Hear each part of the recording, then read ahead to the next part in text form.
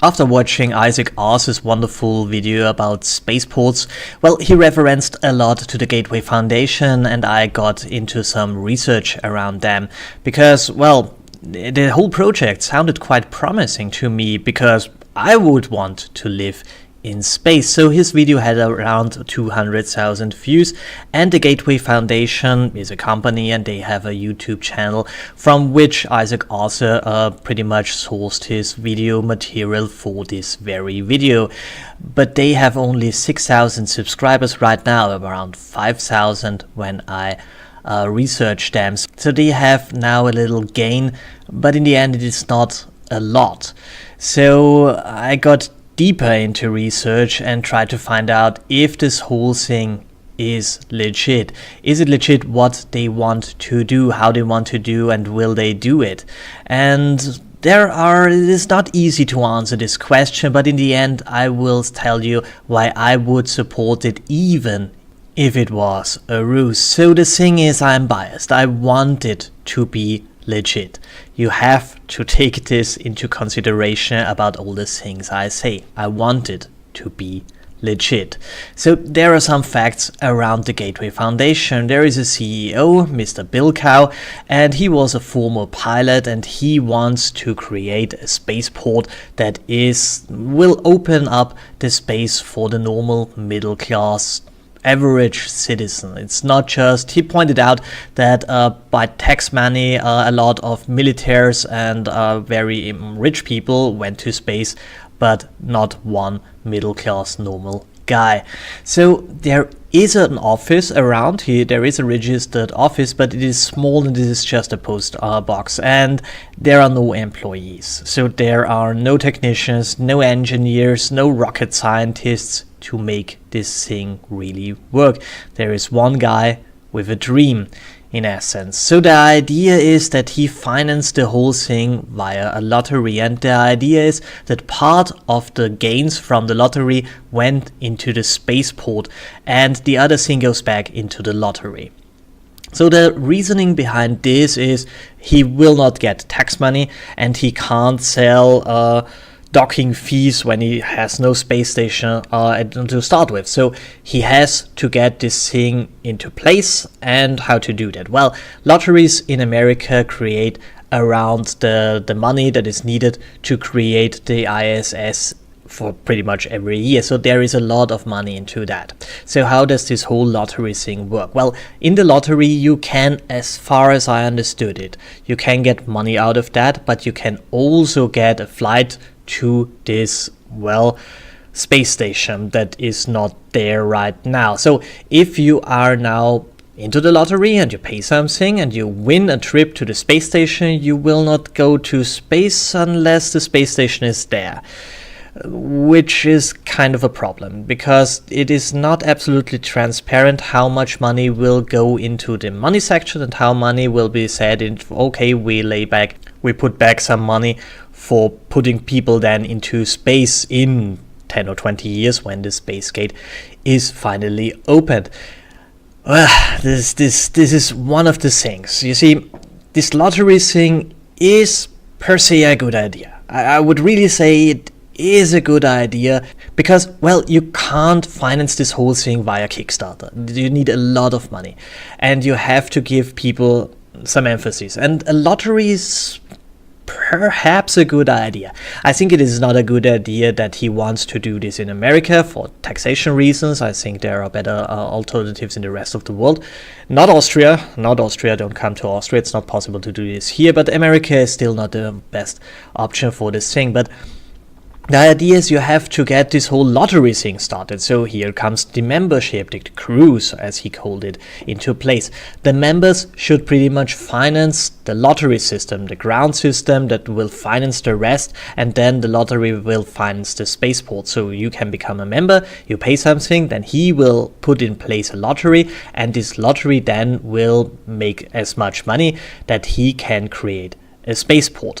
The problem is, what if the lottery does not work? If only the members play in the lottery, it would not be enough. This might pretty much be a problem. So when you go to their homepage, you can find that you can become a member. You can just become a prescription member. I guess you get some emails, and well, they can then say we have so and so many members. The interesting thing is, and we'll come to that a little bit later, is that they do not tell you how many members they have already.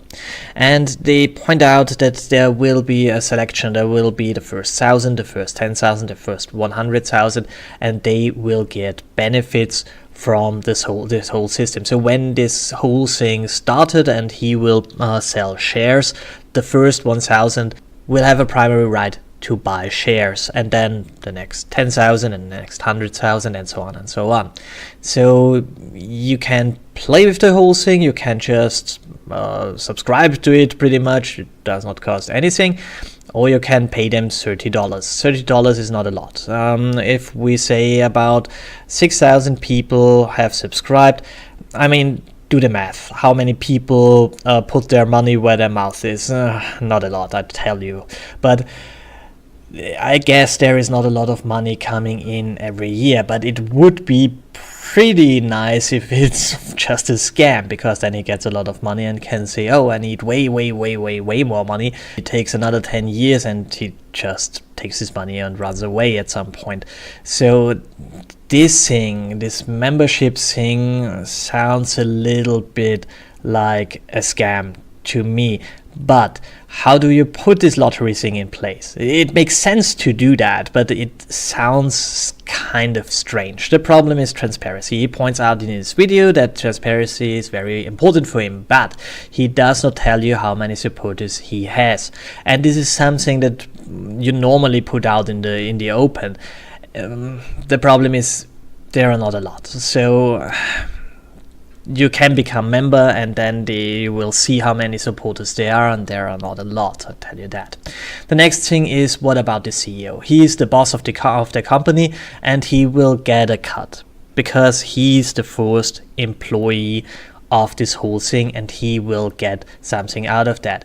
Is it $20,000 a year, or $50,000, or $5 million per year? This is one of the important things. How much will he try to get out of this project? The other thing is shares. How much will it cost to be then part of that? And you have to pay in front for perhaps 10 years, perhaps 20 years, and then you are able to buy shares. This is also a little bit of a problem from my perspective. So is this thing legit? Well, the next thing is technical issues. When you watch the video, his construction of the whole thing, you might find out that some things are quite off. For once, the animations are to some degrees wrong. People stand in the wrong direction, but okay, this is just I don't think he animated it. He went to somebody and they animated it for him, and then there might have been some issues, and it's not that important, but the idea is good. There you have in the center pretty much your bay where the spaceships can dock, or your shuttles can dock, because the real spaceships will not dock. You fly over with a shuttle, it makes more sense. Then in the center you might have storage capacity. In the first ring you have then the gravimetric equivalent, because of the whole thing is spinning of the moon, and then in the next one you have Mars, and then you can expand this thing even further if you want. You can go full O'Neill cylinder with this whole thing. From my perspective, you can make out of this ring structure a cylindric structure. It's not really a problem from my point of view. The problem here that I see, and this is a big problem, is energy. Do you see the solar panels anywhere? This is because there are none. You have to have solar panels in place that do not rotate. You might notice from movies, and you might notice from TV shows like Babylon 5. This is the reason why the solar panels at Babylon 5 are stationary, and the rest, the O'Neill cylinder, is rotating. You need the rotation for gravity, but you have to put your solar panels to the star, and if they rotate all the time, they are not on peak efficiency. So the question here is, the first question here is, how do they what do you do to get energy? and it would have been solar panels, but they are not there. Is it possible that they just forget it and this is just a first draft of sorts? Yes, I think so, but it is important to think about things like that. You have to solve that first, from my perspective.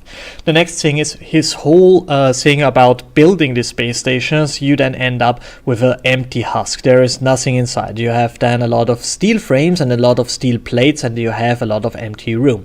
On the other hand, it is not very hard to create furniture in nearly zero gravity, because if you need something like a table in just lunar gravity, it's not so hard to create that. You can pretty much print this out on a 3D printer out of plastic, and very cheaply that is, because you do not have a lot of weight there. If you jump up and down on this table, it will not take your, I don't know, 80 kilograms that you really have. This is just around 8 kilograms. So you can create this thing pretty much out as tissue paper, which is a nice thing. So putting furniture into this whole thing is not that hard, but it is more than furniture.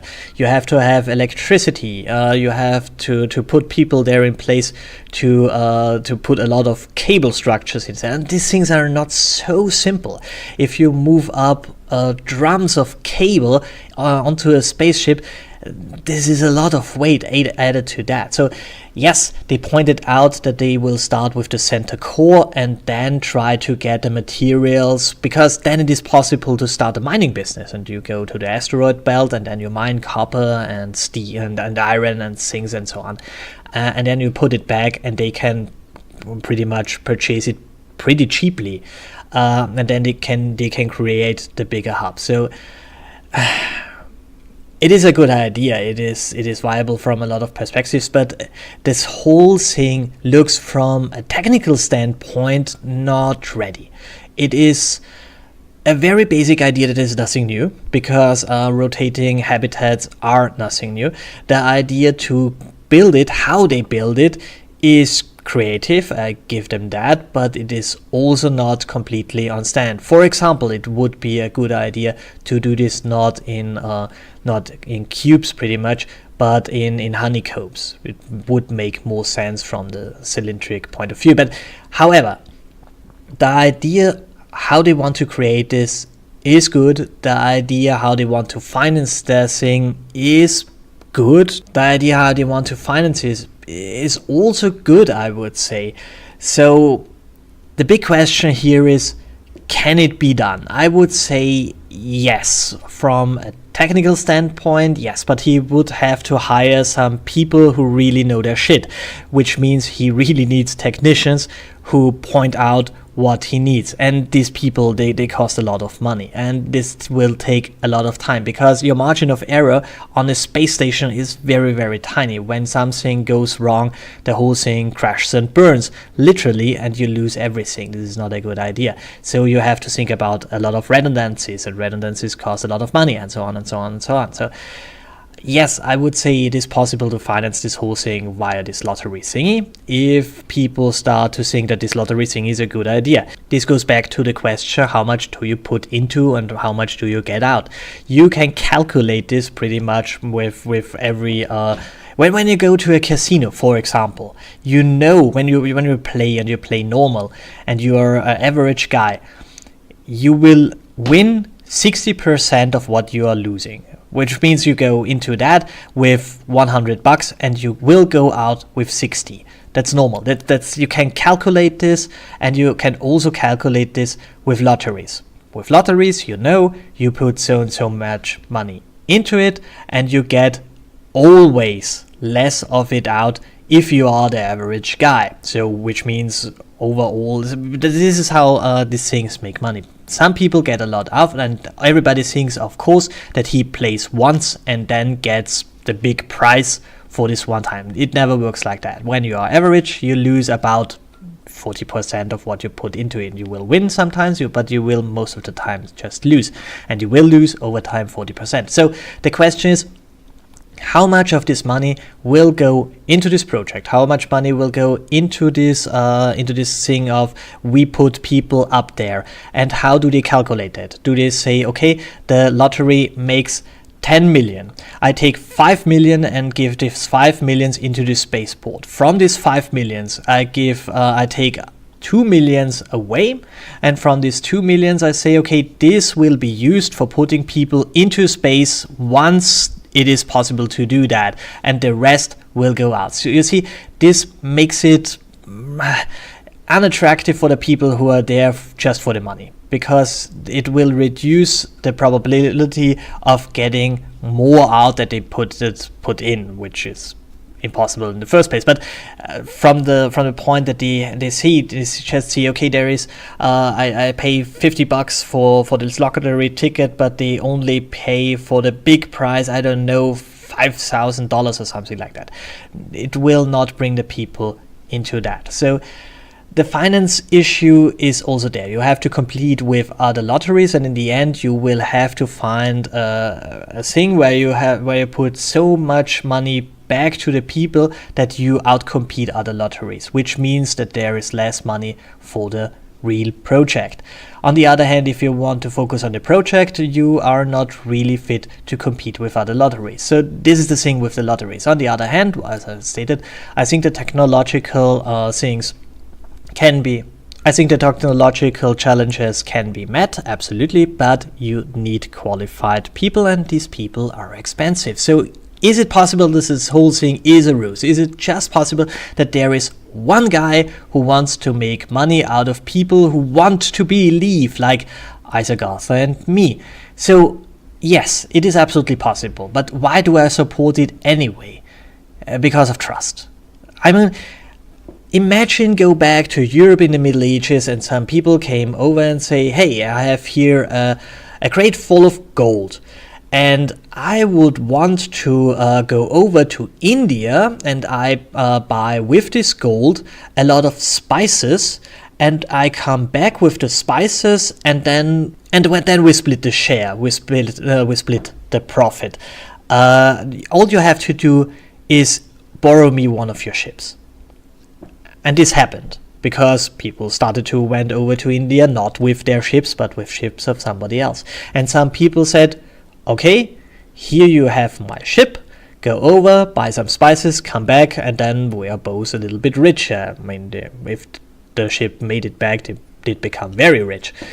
But a lot of people back then just took the ship and went away, became pirates, or said, oh yeah, I have now a ship. So that's the thing. When you are on a pioneering vision, when you have a vision that goes beyond the things that we know, you enter the region of risk and trust. And those people, I mean, a ship that is something that was very, very expensive. But some people said, even though there were pirates who just scammed them for the ships, they went on and said, okay, I give you the ship, do it. Because they believed it is worth it. And the thing is, they don't ask for a lot. And with this not a lot, if enough people go with that, it is possible that they achieve that. From my point of view, I do not think that this guy is a con artist. I believe that he is a dreamer. He might not have the technical and engineering understanding to really know what he's talking about, because he goes very much into details. I think he's very in love with his drones, and I think there is a project upcoming with Kickstarter where he wants to finance his drones, I think, and then sell it pretty much to spacefaring nations like every nation in the West and China. A little correction there that I found out after I made the whole video, and I did not want to re-record the whole thing. So this Kickstarter thing failed. He achieved around 20% of what he wanted, but still, the idea of creating drones and then selling them would have been a good idea, but there was no good incentives for the people who should have invested into that, which is the main problem of the whole thing it seems at the first place. For example, I mean, China plays with the idea of creating a own space station because the Americans don't let them onto the ISS. So if he can finance these drones and then put these drones into space, let's say with the Chinese, for example, then he can get a lot of information, he can get a lot of money, he has a lot of potential of creating jobs for people who really know what they are talking around. And in the start, there is always a dream. I did work for a lot of companies, and a lot of companies there was the founder all still there, and the founder often did not really know about the things that were done in the company, but he had a dream and he just went to the people and he got money from some people who say, okay, I trust you because I think you're a decent human being. Then he went to the engineers and to the specialists and said, I have a job for you, I want you to do this and that. And then they did it, and then there was a company that wasn't there before, and there was some things that were not there before, because one guy who had no idea how to do the things started to do these things and had a dream, and some people trusted him. So this is my reason why I support the Gateway Foundation, because I think it's worth to dream, and I think it is a good dream.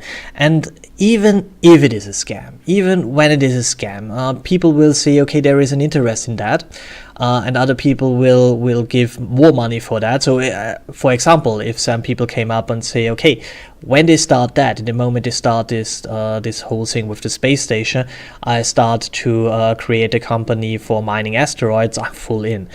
Or I personally hope that I'm one of the guys who creates something like that. But the thing is, you have to start with trust, and there are always scammers around, I'm sure, and there is always people who demolish a dream by exploiting people who just want to believe. But I think that the dream of the Gateway Foundation is legit. I think that the creation of the Gateway Foundation was not intended as a scam. I think they really, really want to do what they tell us they want to do. And I hope, with my support and the support of some more people, that they will do it. And that in 20 years' time, 25 years' time, we can take a drink up in Gateway Foundation's spaceport. Till then, thanks for watching, like, share and subscribe, and have a wonderful day.